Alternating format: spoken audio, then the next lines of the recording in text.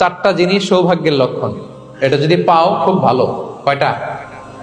সবাই বলেন কয়টা? চারটা জিনিস সৌভাগ্যের লক্ষণ। এক নাম্বার আল মারআতু সালেহা, নেককার স্ত্রী। দুই নাম্বার আল মাসকানুল ওয়াসিআ, প্রশস্ত বাড়ি। তিন নাম্বার আল জারু সালেহ, গুড নেইবার, ভালো প্রতিবেশী। চার নাম্বার আল মারকাবুল হানি, মানে ভালো বাহন বা যানবাহন। চারটা থাকলে এটা একটা সৌভাগ্যের আলামত, খুশনসিব।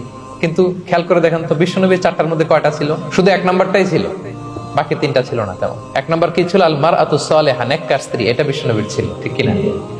দুই নাম্বার আল মাসকানুল ওয়াসি, স্পেশাস হাউস, বড় ঘর, বিশ্বনবীর ছিল না? মক্কায় না মদিনায়? মদিনার ঘরগুলো দেখেন, এক এক বিবির এক এক ঘর, ছোট্ট ঘর, খেলে হাইটা এসে বসতে পারে আর শুইতে পারে এতটুকু। তিন নাম্বার আল জারু সালেহ, ভালো প্রতিবেশী ছিল। মক্কায় না মদিনায়?